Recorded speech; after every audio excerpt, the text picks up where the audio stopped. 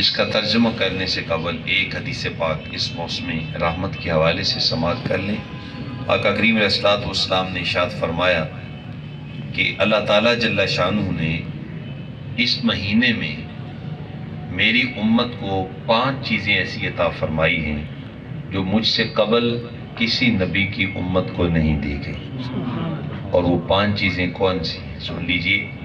فرمایا کہ روزہ دار کو جب بھوک لگتی ہے اور اس کے معدے سے جو ایک بو ظاہر ہوتی ہے، ہو سکتا ہے وہ کسی انسان کو اچھی نہ لگے، لیکن فرمایا اللہ تعالیٰ کو وہ بو کستوری سے بھی زیادہ پسند آتی ہے۔ اور فرمایا کہ جب روزہ دار روزہ رکھتا ہے اللہ کے فرشتے اس کی بخشش کی دعا مانگتے رہتے ہیں۔ اور فرمایا کہ جب ماہ رمضان آتا ہے تو شیاطین کو جکڑ دیا جاتا ہے۔ یہ جو مساجد میں رونقیں بڑھ جاتی ہیں اور ہر طرف نیکی کا رجحان نظر آتا ہے، اور یوں لوگ مساجد میں آتے ہیں جیسے پھاٹک کھلتا ہے تو لوگ آگے گزر رہے ہوتے ہیں نا بڑی تیزی کے ساتھ، اس طریقہ سے لوگ مساجد کا رخ کرتے ہیں، عبادات کا رخ کرتے ہیں، کیونکہ انوار مصطفیٰ کا اجالا لیے ہوئے، حمد خدا کا حوالہ لیے ہوئے، تو آ گیا ہے اے رمضان، رمضان السلام، اے رمضان السلام۔ تو یہ مہینہ یہ چیز ہمیں عطا کرتا ہے۔ اور چوتھی چیز آقا کریم اسلام نے ارشاد فرمائی کہ جب ماہ رمضان کی آخری تاریخ آتی ہے تو روزہ رکھنے والے بندہ مومن کے سارے گناہ بخش دیے جاتے ہیں، اس کو جہنم سے آزادی کا پروانہ دے دیا جاتا ہے۔ تو صحابہ کرام میں سے کسی نے عرض کیا، یا رسول اللہ صلی اللہ علیہ وسلم، کیا یہ اس شخص کو ملتا ہے پروانہ کہ جو لیلۃ القدر کو پا لیتا ہے؟ فرمایا نہیں، جب مزدور مزدوری کرتا ہے، شام کو اس کی دیہاڑی کا وقت جب پورا ہوتا ہے تو پھر مالک اس کے ہاتھ پہ اس کی اجرت رکھتا ہے۔ تو کہا جب بندہ مومن ماہ رمضان میں دن کو روزہ رکھتا ہے، رات کو نماز تراویح کی صورت میں قیام کرتا ہے، تو ماہ رمضان جب ختم ہوتا ہے تو اللہ ان نیکیوں کی اس کو مزدوری یہ دیتا ہے کہ اس کے سابقہ سارے گناہوں کی مغفرت فرما دیتا ہے۔ باقی جو لیلۃ القدر ہے اس کی برکتیں اس کے علاوہ ہیں۔ اللہ اکبر۔ اور 5ویں بات آقا کریم اسلام نے ارشاد فرمائی کہ پورے مہینے میں جنت کو آراستہ و پیراستہ کیا جاتا ہے، یعنی جو بندہ مومن حالت روزے میں نیکی کی حالت میں جب انتقال کرتا ہے تو پھر اس حدیث سے واضح روشنی ملتی ہے کہ وہ سیدھا جنت میں داخل ہو جاتا ہے۔ کتنی اس کی کرم نوازی ہیں اس مہینے کی۔ تو فرمایا یا ایھا الذین آمنوا، اے ایمان والو، کتب علیکم الصیام، اس مہینے کے روزے تمہارے پر فرض کر دیے گئے ہیں، کما کتب علی الذین من قبلکم، جیسے کہ تم سے پہلے لوگوں پہ روزے فرض کیے گئے۔ اس میں روزے کی فرضیت کا بیان بھی ہے اور ایک تشویق بھی ہے، ایک ترغیب بھی ہے کہ یہ جو عبادت تمہیں دی جا رہی ہے یہ کوئی ایسی عبادت نہیں ہے جو کہ صرف تمہارے اوپر فرض قرار دی جا رہی ہے، بلکہ یہ پہلی امتوں پہ بھی یہ عبادت فرض تھی۔ جیسے کہ ایک ماں، یہ اس کو یوں سمجھ سکتے ہیں کہ ایک ماں اپنے بچے کو کہتی ہے کہ بیٹا سکول جاؤ، محنت کرو، تو بچہ تھوڑا شروع میں وہ کھیل کود کا عادی ہوتا ہے تو اس کو سکول میں اتنی محنت وہ مشکل لگتی ہے، تو ماں کہتی ہے بیٹا فلاں رشتہ دار کا بیٹا بھی تو پڑھنے جاتا ہے، فلاں پڑوسی کا بیٹا بھی پڑھنے جاتا ہے، وہ تو اتنی اس کی کتابیں ہیں، محنت بھی کرتا ہے، کوشش بھی کرتا ہے، اگر وہ جا سکتا ہے تو کیوں نہیں جا سکتا؟ تو اللہ تعالیٰ جل شانہ نے ارشاد فرماتا ہے میرے محبوب کے غلاموں، اگر موسیٰ علیہ السلام کے امتی روزے رکھ سکتے ہیں، اگر عیسیٰ علیہ السلام کے امتی روزے رکھ سکتے ہیں، اگر دیگر انبیاء کرام کی امتیں روزہ رکھ سکتی ہیں، تو تم تو میرے محبوب محمد کے غلاموں تم کیوں نہیں رکھ سکتے؟ تو اس لیے تمہارے لیے تو یہ کوئی معنی ہی نہیں ہے، اس لیے یہ کوئی نئی عبادت نہیں ہے، میں نے پہلی امتوں پہ بھی یہ عبادت فرض قرار دی تھی اور تمہارے اوپر بھی یہ روزہ فرض ہے، لعلکم تتقون۔ اور روزے کا مقصد یہ ہے کہ تاکہ تم پرہیزگار بن جاؤ تاکہ تمہیں تقوی کی دولت نصیب ہو جائے۔ روزے سے ہمیں بہت کچھ ملتا ہے۔ سمجھ لیں کہ یہ پورا مہینہ ایک ریفریشر کورس ہے، ایک تربیتی ایک سیشن ہے ہمارا۔ اگر ہم اس کی عبادات کو کامل انداز سے مکمل کر لیتے ہیں تو ہم بہت کچھ سیکھ جاتے ہیں۔ اس میں سے ایک چیز یہ ہے کہ روزہ ہمیں ہمدردی سکھاتا ہے کہ جب بندہ صبح سے لے کر شام تک ایک امیر آدمی بھی بھوکا رہتا ہے تو پھر اس کے دل میں خیال آتا ہے، جب بھوک کی تکلیف اس کو ہوتی ہے، مشقت ہوتی ہے، پیاس لگتی ہے، تو وہ کہتا ہے یار میں تو صرف ایک مہینہ اور ایک مہینے کا بھی ایک دن کے وقت میں بھوکا رہتا ہوں تو اتنی پیاس ہے، تو جو بیچارے 24 گھنٹے بھوکے رہتے ہیں، پھر اس سے انسان کو یہ بھی احساس ہوتا ہے کہ یہ لوگ جو فاقہ کش ہیں، جو فاقوں میں رہتے ہیں، پھر دل کے اندر ایک ان کے متعلق ہمدردی پیدا ہوتی ہے، ان کے اوپر سرمایہ خرچ کرنے کا ایک پہلو پیدا ہوتا ہے، اور انسان جو ہے اس کے دل کے اندر گداز پیدا ہوتا ہے، نرمی پیدا ہوتی ہے۔ جب وہ بھوک اور پیاس کی مشقت گوارا کرتا ہے تو پھر اس کو یہ بھی سوچ آتی ہے کہ فلسطین میں تو کئی کے دن ہمارے بھائی بھوکے رہے، ان کے اوپر تو بم بھی گرائے جا رہے ہیں، ان کے تو پیاروں کو شہید بھی کیا جا رہا ہے، اور ان کے تو سہاگ لٹ رہے ہیں، ان کے لختے جگر کاٹے جا رہے ہیں، اور اس کے ساتھ ساتھ ان کو بھوکا بھی رکھا جا رہا ہے، پیاسا بھی رکھا جا رہا ہے۔ وہ تو راشن کی لائن میں لگے تو اوپر سے بم گرا دیا جاتا ہے۔ تو پھر انسان کو ان کے متعلق ایک ہمدردی، ایک بھائی چارہ، ایک دل کے اندر ایک محبت پیدا ہوتی ہے، ایک پیار پیدا ہوتا ہے، اور یہی اصل میں اسلام ہے کہ کسی کا احساس، کسی کو تکلیف میں دیکھ کے انسان کو احساس پیدا ہو جائے۔ یہ سمجھ لیں کہ ایمان کا ایک نور ہے، ایمان کا اجالا ہے کہ کسی کو تکلیف میں دیکھ کر انسان خود بھی تکلیف زدہ ہو جائے، کسی کو پریشانی میں دیکھ کے انسان خود بھی پریشان ہو جائے۔ تو یہ روزے کے ذریعے ہمیں یہ چیز نصیب ہوتی ہے۔ اسی طریقہ سے روزے کے ذریعے ہمیں ضبط نفس بھی ملتا ہے۔ آج کل یہ بڑا مسئلہ ہے کہ چند لمحوں میں انسان چھوٹی چھوٹی چیزوں کو ہم جو ہے وہ بڑا بنا کے پیش کر دیتے ہیں۔ تو ظاہر ہے جب بندے نے روزہ رکھا ہوتا ہے تو روزے سے تو یہ کہا گیا ہے کہ جب کوئی تمہارے سے لڑنا چاہے تو اس کو یہ کہو کہ میاں میرے سے لڑائی نہ کرو، میں نے تو روزہ رکھا ہوا ہے۔ اگر کوئی گالی دینا چاہے تو ہمیں تو یہ تعلیم دی گئی کہ میاں مجھے گالی نہ دو، میں تو روزے سے ہوں۔ تو روزہ انسان کو جو ہے وہ ضبط نفس سکھاتا ہے۔ کیوں؟ اس لیے کہ جب شام کے وقت انسان کو بس اوقات سخت بھوک لگ چکی ہوتی ہے یا بس اوقات پیاس لگ جاتی ہے، اب ٹھنڈا میٹھا مشروب موجود ہے، دل بھی چاہ رہا ہے لیکن انسان پیتا نہیں ہے۔ کھانا بھی ایسا ہے کہ جس کو دیکھ کے بھوک لگ جائے اور اس کو پہلے ہی بھوک لگی ہوئی ہے لیکن یہ کھاتا نہیں ہے۔ کیوں؟ اس لیے کہ روزہ اس کو ضبط نفس سکھا رہا ہے کہ میاں ابھی نہیں کھانا، ابھی تم افطاری کا وقت نہیں ہوا، افطاری کے بعد کھاؤ گے۔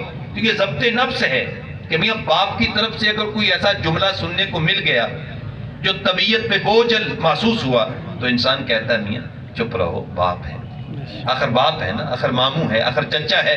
اگر اس طرف سے کوئی تلخ بات آ بھی گئی ہے، کوئی ایسی چیز سامنے آئی جو کہ نہیں آنی چاہیے تو ذرا صبر کرنا چاہیے۔ تو یہ چیز انسان کو روزے سے میسر آتی ہے۔ روزے کے ذریعے انسان ضبط نفس سیکھتا ہے۔ تو اس لیے چھوٹی چھوٹی باتوں پہ تلخیاں، جھگڑے، ناراضگیاں، اندر دشمنیاں اور عداوتیں پیدا کرنا، روزہ اس چیز سے ہمیں روکتا ہے، منع کرتا ہے اور ضبط نفس سکھاتا ہے۔ تو اس لیے روزے کے ذریعے یہ چیز۔ اچھا، روزے کا ایک اہم ترین جو پہلو ہے وہ یہ ہے کہ روزہ ہمیں عشق الہی کا نور بھی عطا کرتا ہے، اللہ کی محبت بھی عطا کرتا ہے۔ روزہ ہمیں وہ تصوف کی چاشنی عطا کرتا ہے، اس کے ذریعے ہمیں اللہ کا قرب بھی ملتا ہے، اللہ کی محبت اور اللہ کا عشق بھی ملتا ہے۔ وہ کیسے ملتا ہے؟ بسم اللہ۔ وہ ایسے کہ انسان جس سے پیار کرتا ہے کوشش کرتا ہے کہ لباس بھی اس جیسا پہنتا ہے، کوشش کرتا ہے کہ گفتگو بھی اس جیسی کرتا ہے، بلکہ وہ کوشش نہ بھی کرے تو محبوب کا رنگ خود بخود ہی محب پہ چڑھ جاتا ہے۔ اللہ اکبر۔ حضرت ام المومنین سیدہ عائشہ صدیقہ رضی اللہ تعالی عنہا فرماتی ہیں کہ حضرت بی بی پاک سیدہ فاطمہ الزہرا تشریف لائیں تو جب وہ آ رہی تھیں تو یوں لگ رہا تھا جیسے امام الانبیاء تشریف لا رہے ہیں. جب وہ بولتی تھی تو لگتا تھا حضور بول رہے ہیں. تو بھائی چونکہ بیٹی کو باپ سے پیار ہوتا ہے اور باپ کا پیار بیٹی کے سینے میں ہوتا ہے، تو پھر ایسے باپ جو کہ نبیوں کے بھی تاجدار ہوں، ایسے باپ جو امام الانبیاء ہوں، تو یقیناً دل میں محبت ہے تو پھر اس کا اظہار چال سے ہوتا ہے، گفتار سے ہوتا ہے. تو انسان کو جس سے پیار ہوتا ہے اس کی گفتار، اس کا کردار، اس کی عادات انسان کے اندر آنا شروع ہو جاتی ہیں. اور لوگ کہتے ہیں یار یہ تو فلاں آدمی کی طرح گفتگو کرتا ہے، یہ تو فلاں آدمی کی طرح چلتا ہے، اس کا تو ہر چال ڈھال ہی اس جیسی ہے. تو پھر پتہ چلتا ہے کہ اس کو اس سے پیار ہے، اس لیے اس کا رنگ اس میں نظر آ رہا ہے. تو اللہ جل شانہ کی بڑی صفات ہیں، بہت ساری اس کی شانیں ہیں. وہ سمیع بھی ہے، وہ بصیر بھی ہے، وہ رازق بھی ہے، وہ قادر بھی ہے، وہ معبود بھی ہے، وہ کائنات کو رزق دینے والا ہے، وہ سب کچھ ہے. لیکن ایک صرف اس کی یہ ہے کہ وہ کھانے پینے کا محتاج نہیں ہے. نہ وہ کھاتا ہے نہ وہ پیتا ہے، اس کو کھانے پینے کی حاجت ہی نہیں ہے. تو جب ایک بندہ صبح سے لے کر شام تک نہ کھاتا ہے نہ پیتا ہے اور کھانے پینے کی ہر چیز سے اپنے آپ کو بچا کے رکھتا ہے، تو ہے تو مخلوق لیکن خالق والی صفت اس کے اندر بھی نظر آنے لگ جاتی ہے. اللہ جل شانہ کی جو صفت ہے کہ اس کو بھوک اور پیاس کی کوئی جو ہے وہ حاجت، اس کو اس کا کوئی مسئلہ نہیں ہے، تو بندہ بھوکا پیاسا رہ کر یعنی وہ کھاتا نہیں ہے پیتا نہیں ہے تو وہ مالک کے رنگ میں رنگ جاتا ہے. اور اللہ تعالیٰ قرآن مجید میں ارشاد فرماتا ہے وَمَنْ أَحْسَنُ مِنَ اللَّهِ، اللہ کے رنگ سے سونا رنگ تو کائنات میں کسی کا ہے ہی نہیں. بس کو انسان کو اللہ کی محبت کی چاشنی نصیب ہوتی ہے جب انسان جو ہے وہ روزہ رکھتا ہے. اسی وجہ سے آقا کریم صلی اللہ علیہ وسلم نے روزے کے متعلق ارشاد فرمایا آپ صلی اللہ علیہ وآلہ وسلم نے کہ اللہ تعالیٰ جل شانہ فرماتا ہے، حدیث قدسی ہے کہ ابن آدم کا ہر عمل جو ہے جو وہ کرتا ہے، نیکی، نماز، روزہ، حج، زکوٰۃ، یہ سارے عمل آقا کریم صلی اللہ علیہ وسلم نے فرمایا ہر عمل انسان کا وہ اللہ تعالیٰ جل شانہ کے لیے جو وہ کرتا ہے تو اللہ تعالیٰ 10 سے لے کر 700 گنا تک اس کا اجر اس بندے کو عطا کرتا ہے. یہ اس کی کرم نوازی ہے. ایک نیکی تو 10 سے لے کر 700 گنا تک اس کا اجر دیا جاتا ہے. الا الصوم، سوائے روزے کے. روزہ ان تمام نیکیوں سے مستثنا ہے. نیکیوں کی ایک لسٹ ہے. عمرہ، ابھی ہمارے یہ بھائی عمرہ کر کے تشریف لائے ہیں. کتنی بڑی سعادت ہے، کتنا بڑا یہ اللہ تعالیٰ جل شانہ کا کرم ہے کہ انسان جب اللہ کے گھر کو دیکھتا ہے اور پہلی نظر کعبے پہ پڑتی ہے تو انسان کہتا ہے یار میری تو یہ اوقات ہی نہیں تھی جہاں میرے رب نے مجھے پہنچا دیا. اور پھر آقا کے در پہ جب حاضر ہوتا ہے تو پھر جو کیفیات ہوتی ہیں وہ تو ایک عجیب مستانہ وار انداز ہوتا ہے انسان کا. تو یہ سب نیکیاں ہیں، اور صدقہ و خیرات ہے، اور جناب زکوٰۃ دینا ہے، نماز پڑھنا ہے، قرآن پاک کی تلاوت کرنا ہے. یہ کتنی نیکیاں ہیں، ان کا اجر 10 سے لے کر 700 گنا تک ہے. لیکن فرمایا الا الصوم، روزہ اس سے مستثنا ہے. روزہ فإنہ لی، اللہ جل شانہ ارشاد فرماتا ہے روزہ میرے لیے ہے. باقی چیزوں کی جزا میں 10 سے لے کر 700 گنا تک عطا کرتا ہوں. تو فرمایا فإنہ لی وأنا أجزی بہ، روزہ میرے لیے ہے اور روزے کی جزا میں اپنی شان کے مطابق دوں گا. اپنی شان کے مطابق روزے کی جزا ہوگی. دیکھیں انعام تو ہم بھی بچوں کو دیتے ہیں، اپنی اولاد کو دیتے ہیں، لیکن ظاہر ہے کوئی منسٹر انعام دے تو وہ اپنی شخصیت کے مطابق بڑا انعام دیتا ہے. ملک کا کوئی صدر صدارتی ایوارڈ دے تو یقیناً وہ اپنی شان کے مطابق دیتا ہے، تو وہ ایک قیمتی انعام ہوتا ہے. ملک کا وزیر اعظم انعام دے تو وہ قیمتی انعام ہوتا ہے. اللہ اکبر. جب بادشاہ انعام دے تو وہ قیمتی انعام دیتا ہے. تو جب بادشاہوں کا بادشاہ، جب حاکموں کا حاکم، رب ذوالجلال اپنے بندے کو اپنی شان کے مطابق جزا دے گا تو اس کا تو اندازہ نہیں لگایا جا سکتا. تو فرمایا روزہ میرے لیے ہے، فانا اجزی بھی، روزے کی جزا میں اپنی شان کے مطابق دوں گا کل قیامت کے دن.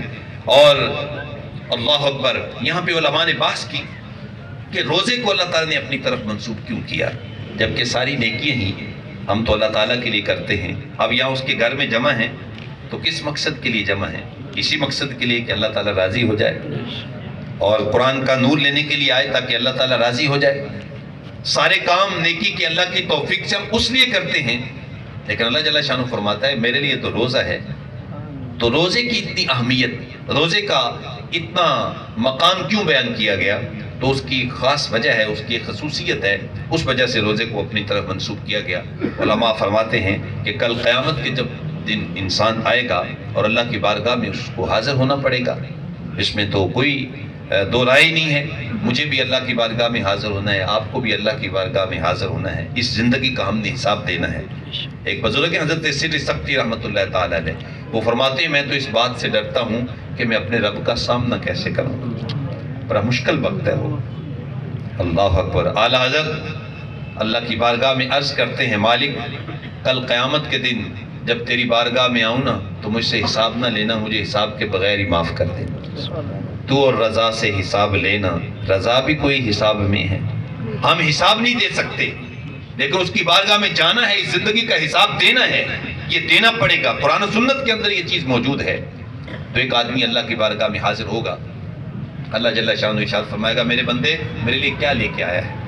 تو عرض کرے گا نیکیوں کی گٹھڑی ہوگی اس کے پاس، مالک یہ ساری نیکیاں میں تجھے راضی کرنے کے لیے کرتا رہا ہوں، جو بھی چھوٹی سے چھوٹی نیکی مجھے محسوس ہوتا تھا کہ یہ نیکی تھی تو میں اس کو کر لیتا تھا۔ اللہ اکبر۔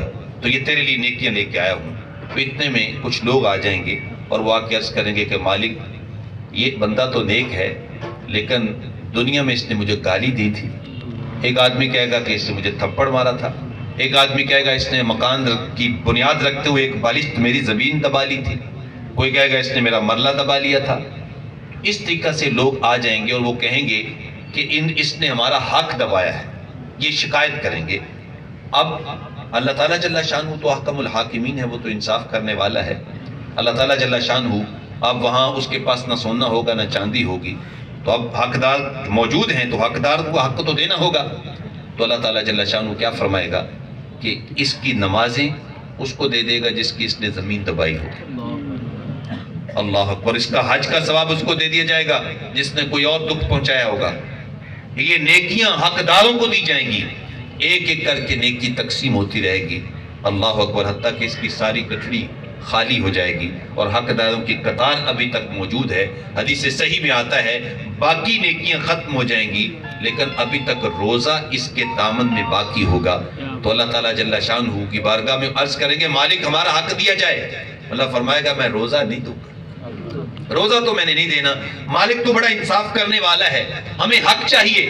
تو حدیث پاک میں آتا ہے اللہ تعالیٰ حقداروں کو حق اپنی بارگاہ سے ادا کر دے گا اور روزے کی وجہ سے اس بندے کی بخشش فرما کے جنت میں داخل فرما دے گا۔ اس لیے فرمایا فَإِنَّهُ لِي، روزہ میرے لیے ہے۔ روزہ ایک ایسی عبادت ہے بلکہ کل قیامت کے دن جو جنت کی نعمتیں ملیں گی اور جنت ملے گی وہ اعمال صالحہ کی وجہ سے ملے گی۔ اللہ اکبر۔ لیکن جب جنتی جنت میں چلے جائیں گے اللہ تعالیٰ جل شانہ ارشاد فرمائے گا ہاں میرے بندو مجھ پہ راضی ہو کہ نہیں ہو؟ تو ہاتھ جوڑ کے عرض کریں گے مالک ہم تجھ پہ راضی ہیں، تو نے ہمیں اتنی نعمتیں دیں، ایسا جنت میں ماحول دیا کہ ہم اس لائق ہی نہیں تھے، تو نے ہماری اوقات سے بڑھ کے ہمیں نعمتیں دیں۔ اللہ اکبر۔ تو اللہ تعالیٰ جل شانہ ارشاد فرمائے گا ذرا پیچھے مڑ کے تو دیکھو۔ جب وہ پیچھے مڑ کے دیکھیں گے تو اللہ تعالیٰ اپنے چہرہ قدرت سے نقاب پلٹ دے گا اور پھر جنتی اللہ جل شانہ کا جنت میں اس کے چہرہ قدرت کا دیدار کریں گے تو ان کو اتنی چاشنی ملے گی کہ جنت کی ساری نعمتیں بھول جائیں گی۔